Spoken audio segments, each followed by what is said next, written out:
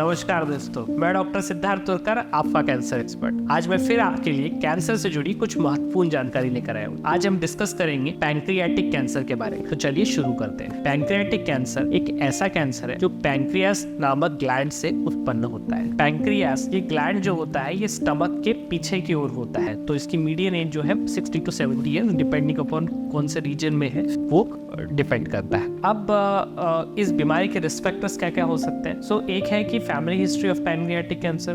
दूसरा ये है कि कुछ आनुवंशिक ऐसी बीमारियां होती है जैसे कि ब्राका म्यूटेशन अगर किसी में प्रेजेंट है तो इस प्रकार की आनुवंशिक बीमारी भी पैंक्रियाटिक कैंसर का कारण बन सकती है। तीसरा ये हो सकता है कि सिगरेट स्मोकिंग जो है ये भी पैंक्रियाटिक कैंसर का रिस्क को बढ़ा देती है। Alcohol consumption, chronic alcohol consumption भी पैंक्रियाटाइटिस के रिस्क को बढ़ा देता है। साथ ही में जिन लोगों में क्रोनिक पैंक्रियाटाइटिस होता है ऐसे लोगों में भी पैंक्रियाटिक कैंसर का रिस्क काफी ज्यादा होता है। अब पैंक्रियाटिक कैंसर जो है इसको जल्दी कैसे पहचाना जाए, तो इसके लिए कोई स्क्रीनिंग टेस्ट अवेलेबल है। सो अनफॉर्चुनेटली इस बीमारी में कोई भी स्क्रीनिंग टेस्ट इफेक्टिवली अवेलेबल नहीं है। अब इस बीमारी के क्या क्या लक्षण होते हैं, तो मैं इसमें यह बताना चाहूंगा कि जनरली पैंक्रियाटिक कैंसर के अर्ली स्टेजेस में कोई खास सिम्टम्स नहीं होते हैं, और इसमें जब सिम्टम्स आते हैं तो बीमारी ऑलरेडी एडवांस स्टेजेस में जा चुकी होती है, और इसी कारण से इस बीमारी को अर्ली स्टेजेस में पता करना बहुत ज्यादा मुश्किल होता है। एडवांस स्टेजेस में इस बीमारी के बढ़ने के कारण कई बार बाइल डक्ट या पित्त की नली जो बोलते हैं वो ब्लॉक हो जाती है, जिसके कारण जॉन्डिस हो सकता है। इसके ब्लॉकेज के कारण इन्फेक्शन भी हो सकता है, जिस इन्फेक्शन के कारण फीवर हो सकता है। साथ ही में कई बार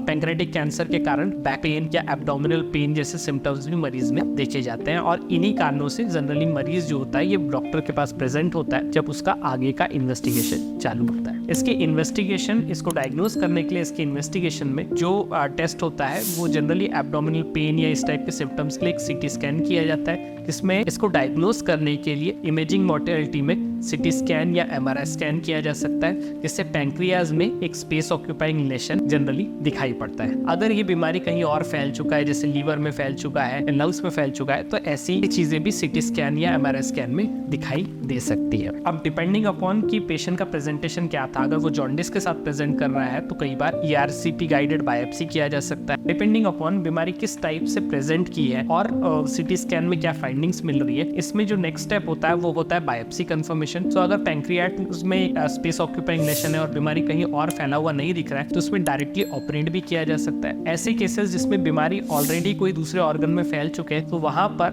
पैंक्रियास से या तो जिस ऑर्गन में बीमारी फैली है, जैसे अगर लीवर में फैली है तो वहां से भी एक बायोप्सी को निकाला जा सकता है और इस बीमारी को कंफर्म किया जा सकता है। इसमें CA19.9 ट्यूमर मार्कर भी डायग्नोसिस को कंफर्म करने में हेल्प करता है और फाइंडिंग्स को कोरोबोरेट करता है। अब इसका ट्रीटमेंट किस टाइप से किया जा सकता है। जनरली पैंक्रियाटिक कैंसर को डायग्नोस करने के बाद इसको 3 भागों में बांटा जाता है: resectable pancreatic cancer, borderline resectable pancreatic cancer, या फिर अनरिसेक्टेबल और मेटास्टेटिक पैंक्रियाटिक कैंसर। तो जो अनरिसेक्टेबल और मेटास्टेटिक पैंक्रियाटिक कैंसर है, ऐसे केसेस में सर्जरी नहीं हो सकती और लोकल ट्रीटमेंट मोडेलिटीज बहुत ज्यादा इफेक्टिव नहीं होती है। तो जनरली इसमें सिस्टेमिक ट्रीटमेंट यानी कि कीमोथेरेपी या टारगेटेड थेरेपी द्वारा बीमारी को कंट्रोल में रखा जा सकता है, और इस प्रकार से मरीज की क्वालिटी ऑफ लाइफ को इम्प्रूव किया जाता है और सर्वाइवल को एक्सटेंड किया जाता है। जहाँ बीमारी रिसेक्टेबल होती है तो ऐसे केसेस में जनरली अपफ्रंट सर्जरी की जाती है और सर्जरी के बाद कीमोथेरेपी को दिया जाता है, ताकि फ्यूचर में जो रिलैप्स है इस बीमारी का उसका रिस्क को कम से कम बनाया जा सके और बीमारी को पूरी तरह क्योर किया जा सके। जिन केसेस में बॉर्डरलाइन रिसेक्टेबल बीमारी होती है तो ऐसे केसेस में अपफ्रंट रिसेक्शन पॉसिबल नहीं होता है। सो ऐसे केसेस में इनिशियली कीमोथेरेपी या फिर कीमो रेडिएशन द्वारा बीमारी को छोटा बनाया जाता है, और बीमारी को छोटा बनाने के बाद अगर वो रिसेक्टेबल कन्वर्ट हो जाती है तो उन्हें ऑपरेट किया जाता है। ऑपरेट करने के बाद डिपेंडिंग अपॉन किस प्रकार के फीचर्स मौजूद हैं और उन्हें न्यू एडजुवेंट में क्या ट्रीटमेंट दिया है, इस सारे पैरामीटर्स को देखते हुए सर्जरी के बाद कीमोथेरेपी भी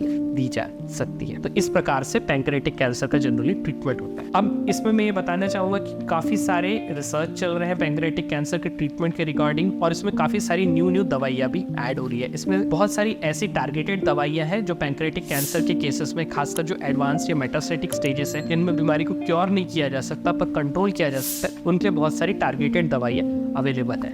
इसमें से कुछ एग्जाम्पल जैसे NTRK म्यूटेशन पॉजिटिव अगर आता है तो उसमें कुछ दवाइयाँ अवेलेबल है। Rate mutation RET mutation positive आता है तो उसमें कुछ दवाइयाँ मौजूद है। जिन पेशेंट्स में BRCA म्यूटेशन पॉजिटिव है ना, खासकर ये जो जर्मलाइन म्यूटेशन पॉजिटिव है या सोमैटिक म्यूटेशन भी पॉजिटिव हो, तो उन केसेस में भी कुछ टारगेटेड दवाइयाँ जो है वो अवेलेबल है। जनरली एडवांस स्टेजेस के केसेस में सिस्टमिक थेरेपी में साइटोटॉक्सिक कीमोथेरेपी का इस्तेमाल किया जाता है, और कुछ पेशेंट्स में हम लोग प्रिसीजन ऑन्कोलॉजी के थ्रू और कुछ पेशेंट्स में हम नेक्स्ट जनरेशन सीक्वेंसिंग के थ्रू प्रिसाइज ट्रीटमेंट दे सकते हैं टारगेटेड ड्रग्स के द्वारा। आज के लिए बस इतना ही, धन्यवाद।